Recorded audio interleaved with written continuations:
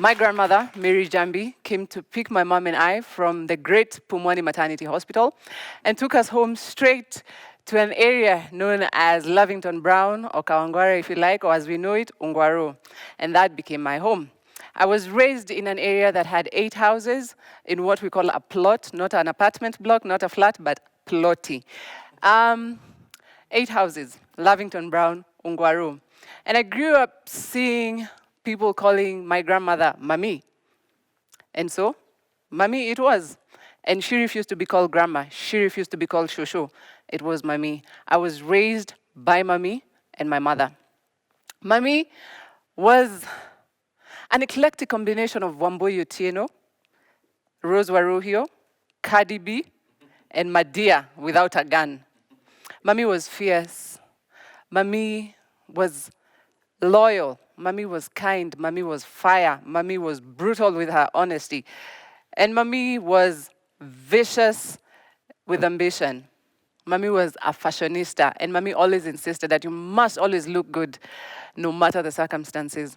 This was Mami's outfit that she bought in 1972. Mami would walk into Deacon's in the 1970s. Mami was not educated. She didn't have like an office job. Mami was a hustler. She would walk into Deacon's and buy some amazing outfits that are more than 50 years old today. It was long decided that I would get the best education. And these were values that were passed down from Mami to Mom.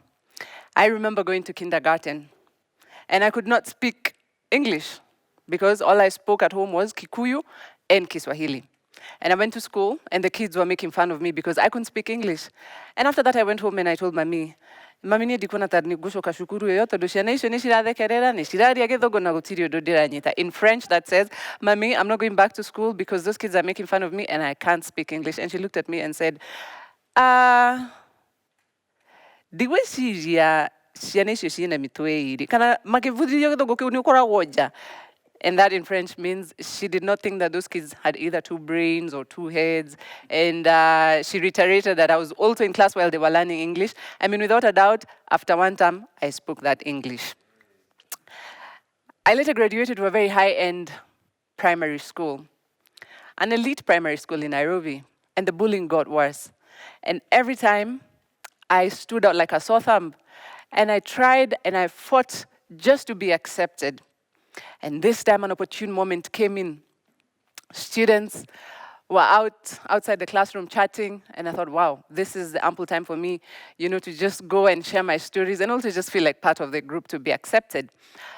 And they were talking about neighbors, and I thought, wow, I have a story for these kids, yani. Finally, they're just going to accept Njambi, yani, this is the day. So I walked up to the group and I said, I have a neighbor. He's a security guard in Lavington. And then imagine this guy, he took a loan and then he katiered the boss's wife and then he brought her to our place, our plot. The culture shock was amazing. So I'm there telling them how this chick couldn't shower in the bathroom outside. She couldn't use the toilet outside. And these kids are looking at me like. And so I stood in silence as well because I'm wondering, weren't they relating like, Kwani, they don't know about wuchis. Kwani, what's going on? Ama, they don't have neighbors who are wuchis, like, And so these kids looked at me, and then one of them asked me, do you really know what kind of neighbors we talk about? And I said, yeah, neighbors. And they were like, no, it's a show on TV.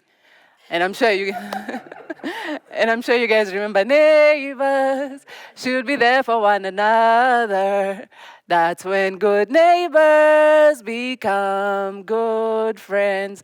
By the way, everybody singing along to that song, Tafadhali retirement benefits, mwanze kusign up. Yeah, so I went back home and I was so embarrassed. And I told Mami, Reu Mami, niguthi shukuru. Gamera uhoro wa mudu itikara nake guko uguo. Shanisho shigathekerera ni digushoka shukuru, digushoka ndarega. And my grandmother was like, guko uguo ri. Tutire na mathaa magutida tugiuka shukuru kwanyu tukiruaga haro cia ciana. Riu uri ugwika. Mutire na TV na tutikugura tondu tutire na mbeca iria twinacio ni cia gucaria irio. By the way, na icio cia guthomithia. So please, can you fight your battles on your own? Yeah.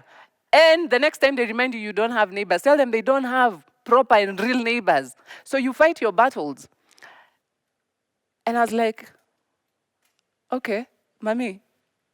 So she was like, yeah, you fight your battles. You must fight. You must fight, and you learn to fight. And the next time they remind you where you come from, you must remind them what's between your ears. And mommy's greatest resolve was for me to go to university. My grandmother never had any education. She never had any formal education. I like to say my grandmother was alternatively educated. She was wise. She was an accountant. Mommy kept all her money without banking it. She kept all her money without banking it. Well, at least until M-Pesa came. And I told her about M-Pesa, and she was like, wow, this is such a great innovation. So you mean like they keep my money for me in the phone and you get it for me without stealing from me? Wow, that's amazing, Njambi. That's your job. So I was her M-Pesa accountant until later on. And Mami was amazing. She was a great cook. Mami was my biggest life coach. And I started my period at the age of 13. Nobody ever told me that it would be accompanied with such great pain. Mommy and mom had told me that, they'd seen women and young girls suffer in pain due to menstruation, but not the kind of pain they had seen me battle, not the kind of pain they had seen me struggle with. At age of 15, mom and mommy decided to take me to the gynecologist. And the gynecologist said, whatever Njambi is going through is very normal, and, the pain will go away once she gets a child. And I was like, when am I going to get a child? Like, okay, I'm 15. So when do I get a child? And I mean, first of all, here's mommy. I need to go to uni. My mom is like, yeah, you gotta go to uni. Yeah, so you're not getting a child. And, a baby is not a pill. So, yeah. So I grew up knowing it was normal. And that coupled with an identity crisis, high school was rough. Rough, extremely rough. And the pain was worse. And I had no clue. I had no idea what this was. And I graduated from high school, and I made it to university. My years at Daystar University were brutal. The pain was immense. I graduated from Daystar, and later on joined different media houses, and my health was deteriorating. I was getting worse by the day. So I was diagnosed with endometriosis. And endometriosis is a disease where tissue that normally lines the uterus grows outside of the uterus.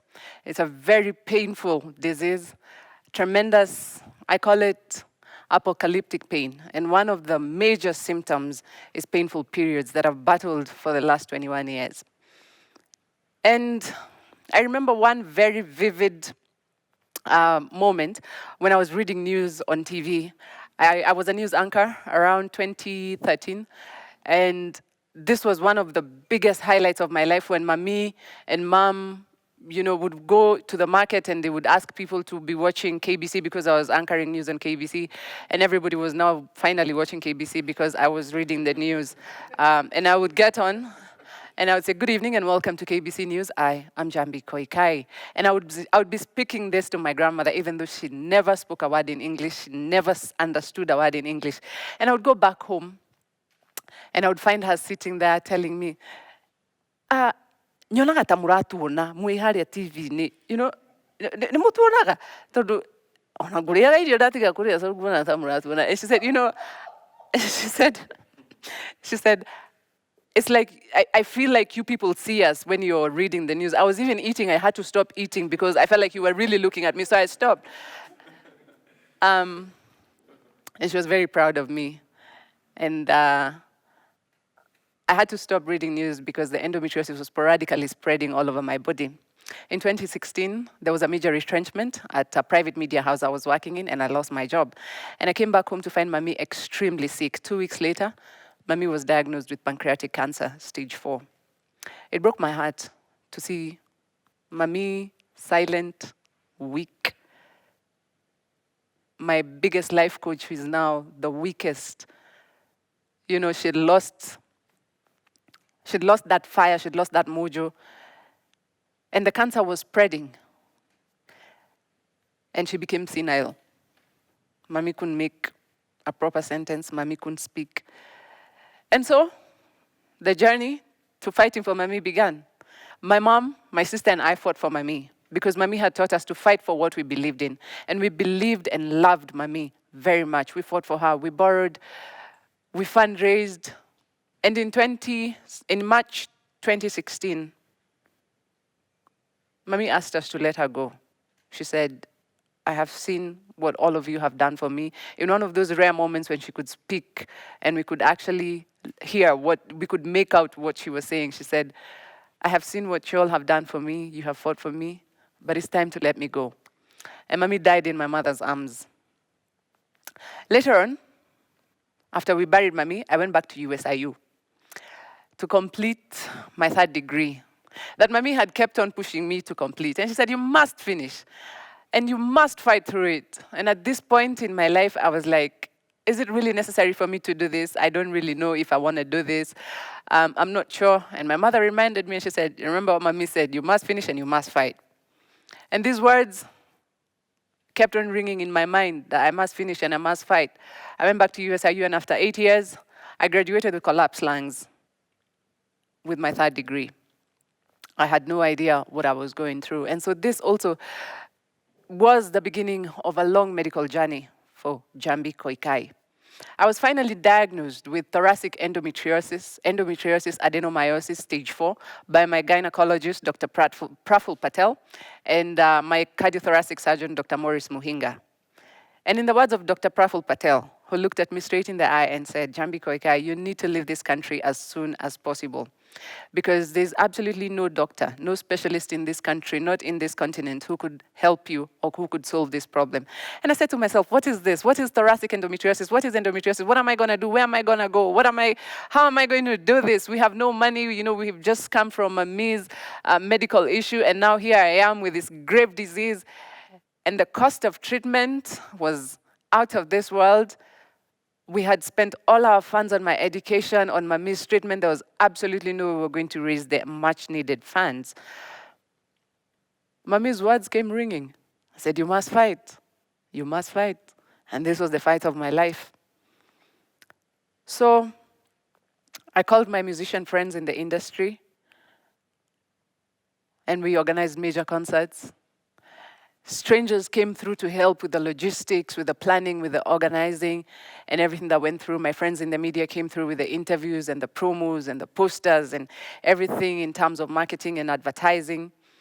And my friend Gilad, he also came and performed, and it was such a magical experience. I was 36 kilograms, and by the time I was being diagnosed by Dr. Praful Patel, I had gone through 18 surgeries. To be scared, I was not. I felt Mommy's words in spirit. I would always see her in my face, like, you're fight. My mom was scared. My mom had seen it all, her mother and now her daughter. And I was like, I have to do this for Mommy, and I have to do this for Mom and for myself and for my sister. We raised the much needed amount. And in March 2018, we finally arrived at the Center for Endometriosis Care in Atlanta, Georgia, under the care of Dr. Ken Sinavo and Dr. John Goldman. I went through the first major surgery, March 1st, 2018, and I was later placed under isolation for over a month. And then I developed complications, and I went through another surgery. And in 2019, January of 2019, we were planning to come home, and I developed major complications in my right lung, and I had to go through another surgery. This was it. I was tired. This is surgery number 21. I am tired. I have gone through it. I was tired. And I was like, God, I've fought, and I've fought, and I've fought. And it doesn't seem like it's getting better. Throughout this whole ordeal, I never cried. This was the first time I cried. And I cried not because of the pain. I cried because this process was not ending. And I was mentally out of it.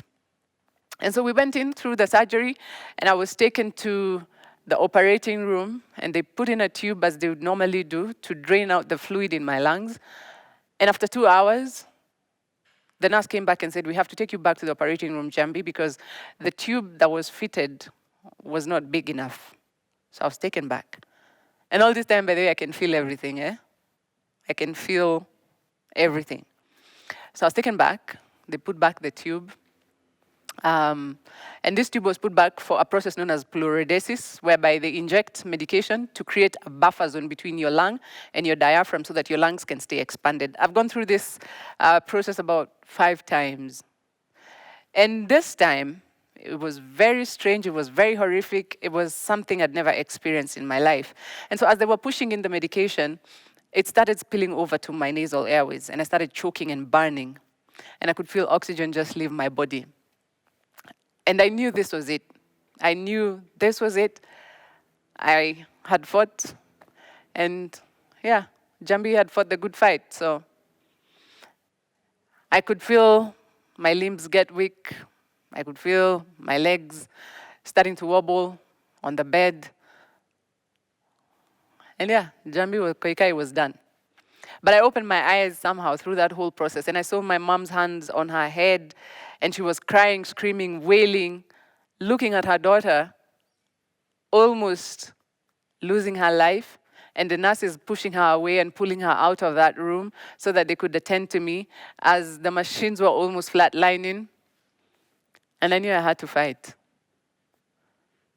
If for anything, I had to fight for Mom. If for anything, I had to fight for Barbara. If for anything, I had to fight for me.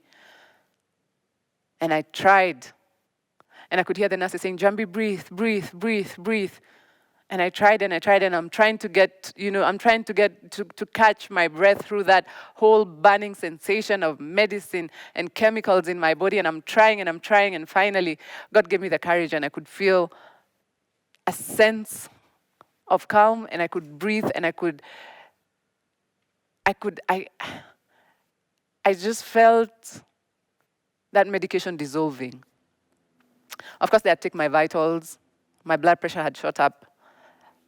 My oxygen levels were wanting, they were fluctuating. And finally, I came to. And just to see me fighting for my life and come back was very traumatic, but also very inspiring that, we can always come back from anything. For those who love reggae, anybody love reggae? Yeah. So if you love reggae music, somebody say, Ra. Wicked. There you go. So I'm known as Fire Mama Njambi Koikai and Fire Mama Njambi. So if you walk into any of Kenya's biggest ghettos and you say you know Fire Mama Njambi, street cred. They're like, yeah, you got your street cred. So in February 2020, 15th, I walked into KICC during the Long Walk to Freedom Buju Banton concert, one of the most anticipated concerts in Kenya. And this was my comeback concert, and I walked in there, and I could just feel the energy. It was reminiscent of old days when I would walk into concerts and just see my good friends, people I love, people I grew up with, people I relate with, people who relate with the struggle like I do, people who appreciate reggae music and people who sing reggae word for word. And I was back in that space. And I walked in, I looked at the stage and I was like, this is it. And I walked across, up and down, just speaking. And I could feel the energy, I could feel the vibe, I could feel the music, I could feel the love, I could feel the cheers. And I was like, this is it, this is home, this is reggae, these are my people. And I was back. And I was back. And I was back. And I appreciate the love that has constantly been shown to me by my fans. I appreciate the love that has constantly been shown to me by strangers. I appreciate my family, my mom, my sister. And this is a tribute to my mother, my sister, and the late, great Mami. To the biggest fight coach that I ever had, Mami. This is a great tribute to her, Mary Njambi. I love you, and rest in peace. We miss you, Sana. To the prayer warriors who have consistently stood in the gap, to strangers who've helped me, to my friends, to a circle of friends, and the whole nation of Kenya that came together in the diaspora as well, I say thank you. Now, endometriosis is a disease that affects 1 in 10 women. We must fight for our women. We must stand for our women. We must fight for little girls and women. Thank you very much.